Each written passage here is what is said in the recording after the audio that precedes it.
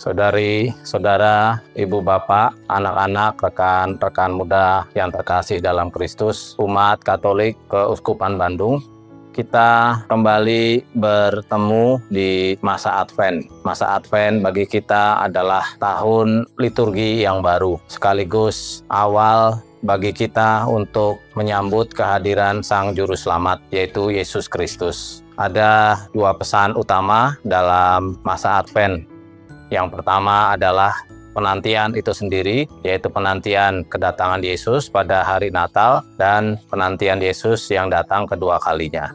Pesan kedua adalah pertobatan. Kita akan bersama-sama menjalani masa Advent ini dengan melakukan renungan dalam 4 pekannya. Komisi Kerasulan Kitab Suci Keuskupan Bandung atau K3S menyiapkan materi atau bahan renungan yang nanti akan menjadi permenungan kita bersama. Sekaligus permenungan ini juga menyiapkan kita, umat Katolik Keuskupan Bandung, untuk memasuki tahun 2026 dengan fokus pastoralnya yaitu membangun dasar untuk aneka macam hal yang dilakukan, terutama menumbuh dan mengembangkan iman. Tema besar kita dalam Advent 2025 ini adalah membangun dasar pertobatan menyambut kedatangannya. Masa Advent bagi kita adalah masa untuk memberi kepada kita sejumlah permenungan, mempersiapkan diri secara sungguh-sungguh menyambut kehadiran Sang Juru Selamat. Masa Advent menyuguhkan tema-tema pertobatan, penyelarasan diri pada kehendak Allah, dan sekaligus sukacita dalam menyambut kedatangan Kristus ke dunia dan Allah yang menyertai kita semua. Penginjil Matius membantu permenungan kita pada masa penantian dan pengharapan ini dalam 4 pekan dan dalam 4 tema. Kita pada kesempatan Advent 2025 ini menggunakan pendekatan Lectio Divina.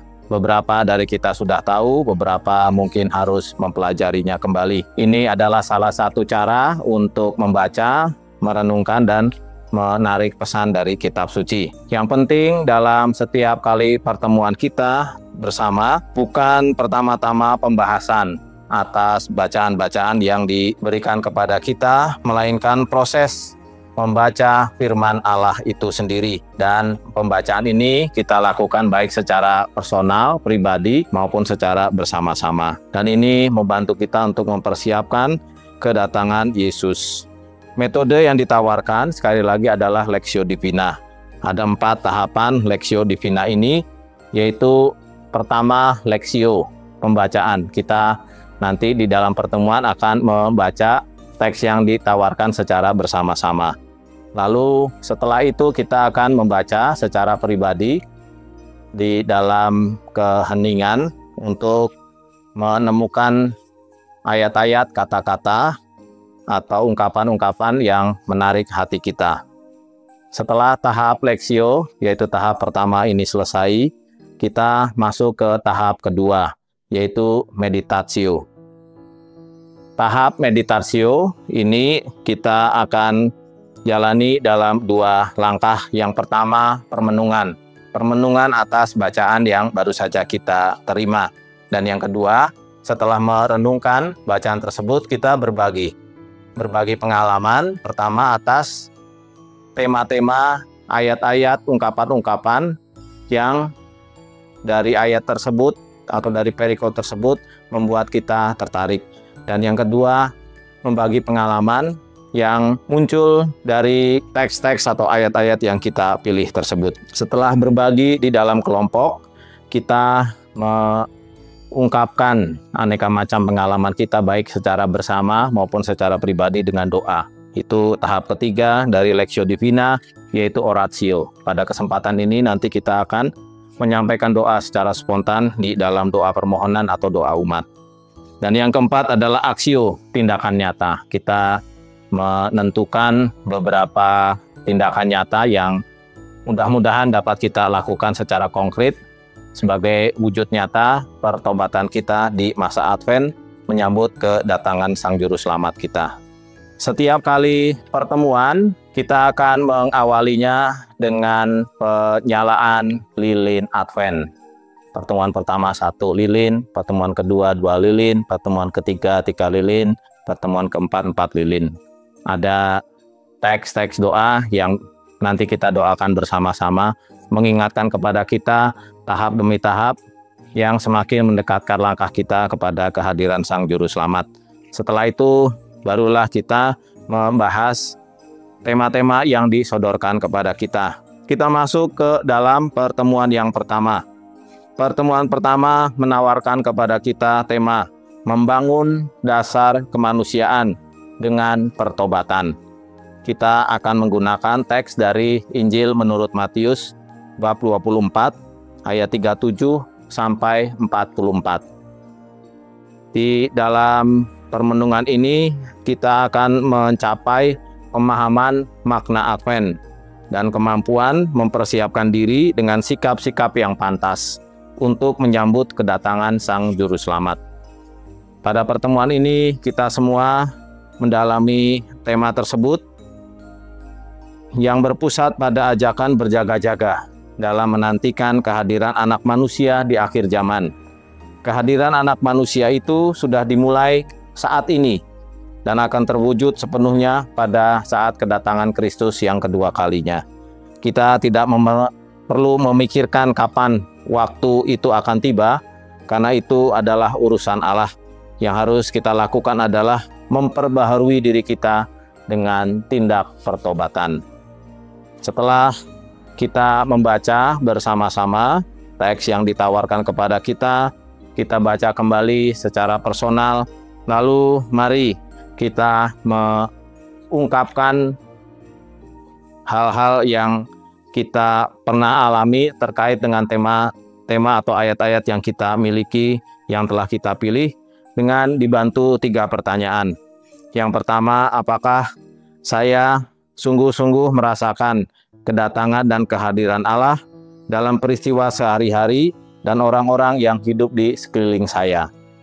Yang kedua, apakah saya membiarkan diri dibimbing kasih Allah sendiri dengan suara hati? Dan yang ketiga, apakah saya menunjukkan sikap berjaga-jaga dengan secara teratur merayakan sakramen rekonsiliasi atau sakramen tobat? Kita bisa menjawab 3 pertanyaan ini sekaligus, akan tapi kita juga bisa memilih salah satunya, lalu kita sampaikan pengalaman-pengalaman yang terkait dengan pertanyaan-pertanyaan itu. Setiap orang yang hadir di dalam pertemuan mendapat ajakan untuk membagi pengalaman ini secara aktif. Pada bagian akhir bisa disampaikan simpulan yang secara umum. Yang pertama, teks yang kita miliki Matius bab 24 ayat 37 sampai 44 ini memberi 2 pesan. Pertama, Allah datang secara tiba-tiba tanpa pernah terduga.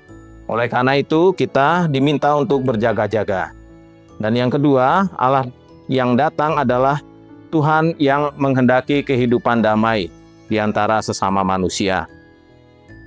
Pesan kedua, warta ini tidak perlu membuat umat menjadi was-was atau takut, lalu mulai menghitung-hitung kapan hari itu akan tiba.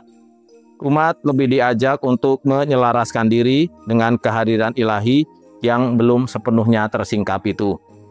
Pesan ketiga, sangat tepatlah mengawali masa Advent ini dengan menyadari bahwa Allah sungguh hadir.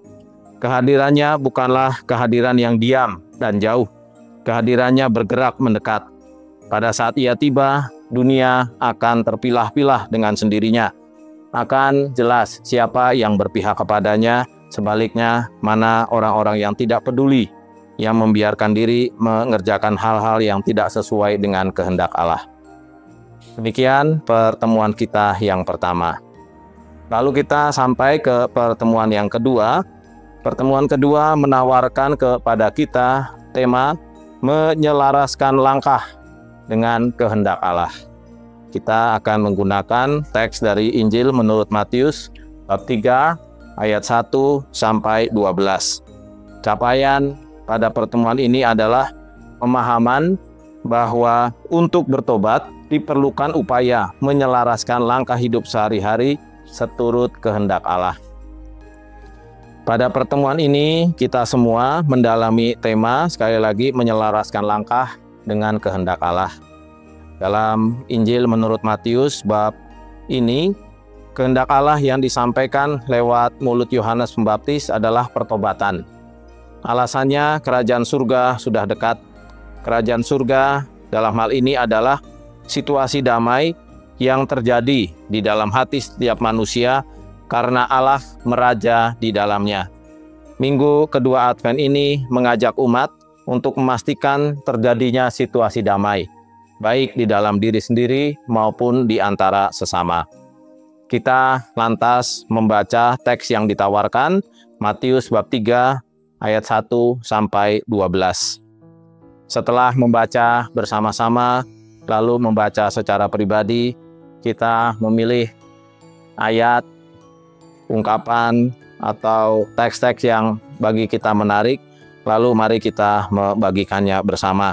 Ada 3 pertanyaan yang membantu kita untuk menyampaikan hal-hal yang kita bagikan itu. Yang pertama, apakah saya memiliki kepekaan dalam melihat situasi di sekitar saya, terutama saat melihat ketidakadilan?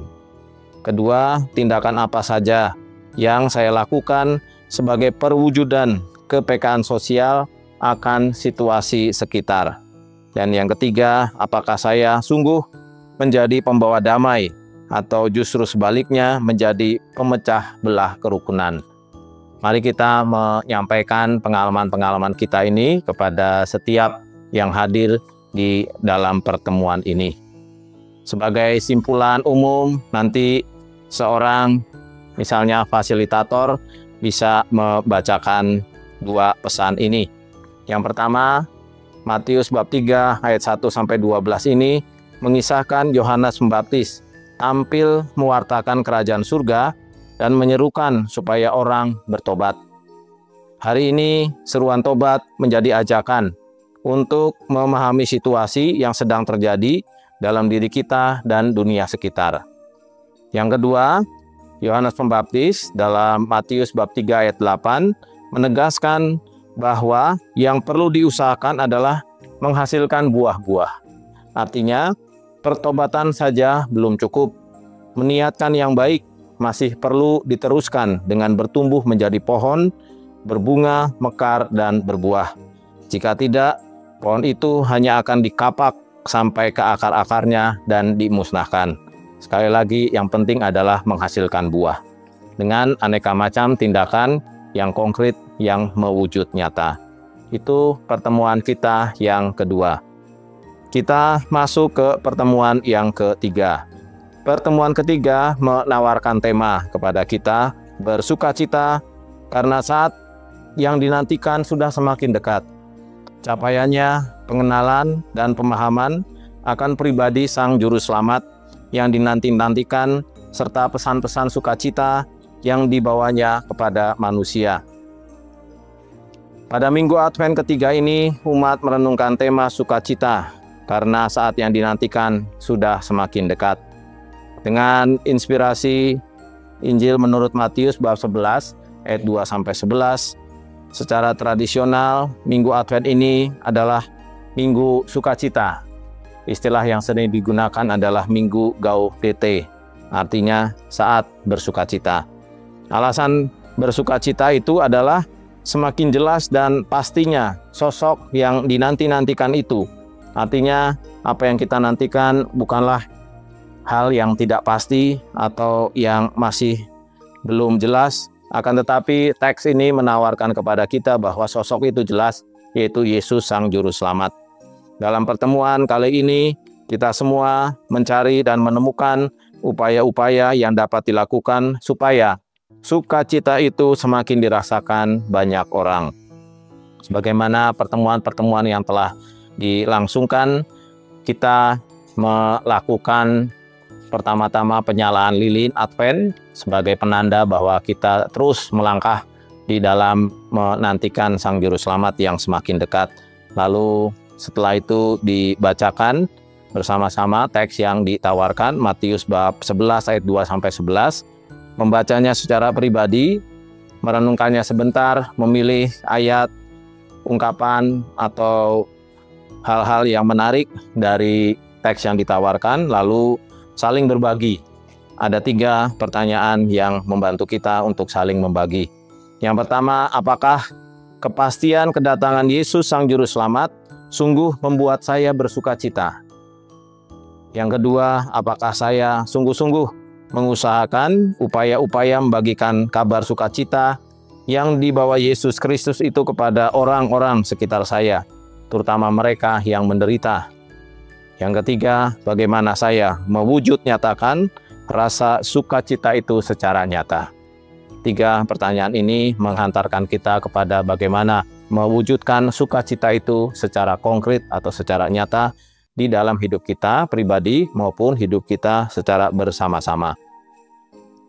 Di bagian akhir pertemuan bisa dibacakan simpulan umum ini. Yang pertama, Yesus menyebut bahagia orang yang tidak menjadi kecewa dan menolak aku.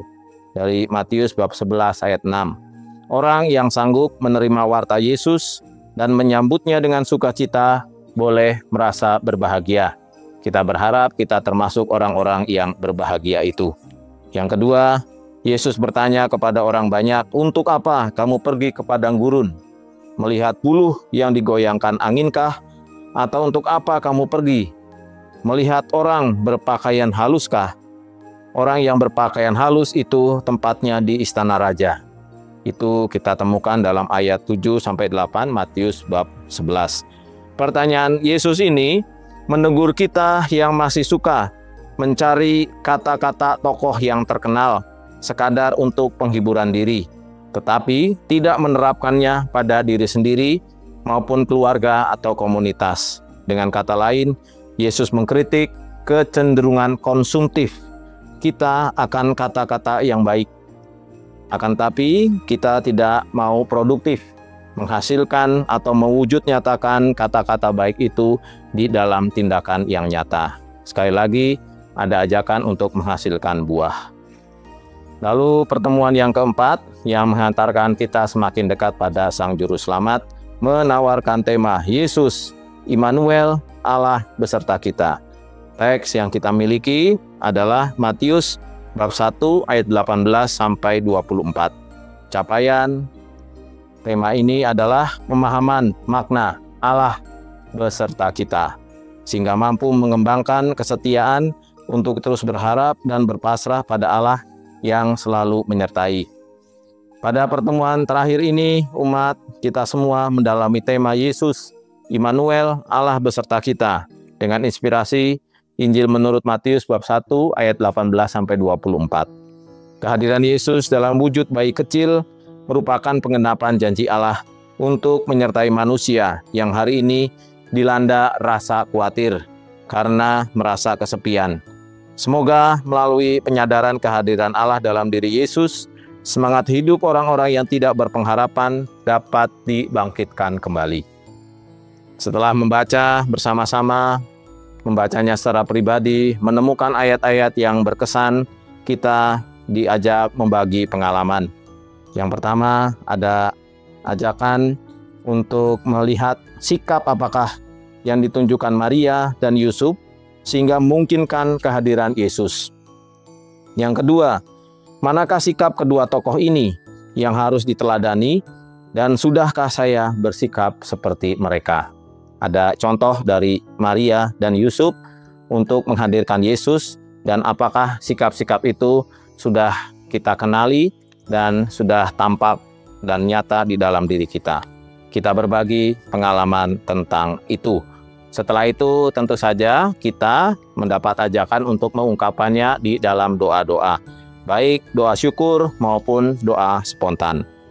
Lalu di bagian akhir ada yang menyampaikan simpulan umum, bisa fasilitator atau seseorang dari antara yang datang. Yang pertama, dari kitab suci Perjanjian Lama, Yesaya menubuatkan dari nubuatnya bab 7 ayat 14. Menubuatkan kelahiran Sang Immanuel, artinya Allah beserta kita. Kelahiran Yesus di dunia menegaskan bahwa Allah tidak lagi membiarkan manusia sendirian.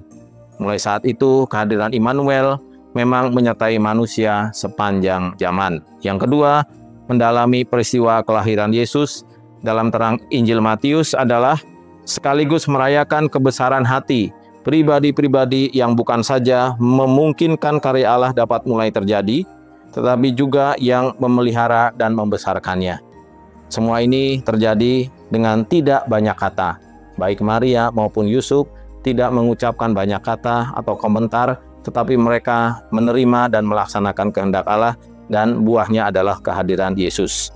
Orang beriman yang ingin maju menjadi pemerhati gerak-gerik yang ilahi atau gerak-gerik Allah, tentu dapat belajar banyak dari Maria yang menyimpan segala perkara dalam hatinya, dan dari Yusuf si pendiam yang setia itu. Mereka berdua menjadi sarana kehadiran Sang Juru Selamat di dalam dunia ini. Itulah 4 permenungan selama 4 pekan yang kita miliki, yang membuat kita bisa bertobat, semakin mendekatkan diri pada kehadiran dan Juru Selamat, dan semoga dengan itu kita semakin guyup di dalam komunitas, lingkungan, kering, wilayah, atau kelompok-kelompok kategorial, dan secara bersama-sama menyambut kedatangan Sang Juru Selamat. Kita membangun dasar pertobatan menyambut kedatangannya. Selamat memasuki masa Advent, selamat mengikuti tahap-tahap pertobatan, selamat menyambut kehadiran Sang Juru Selamat. Tuhan memberkati.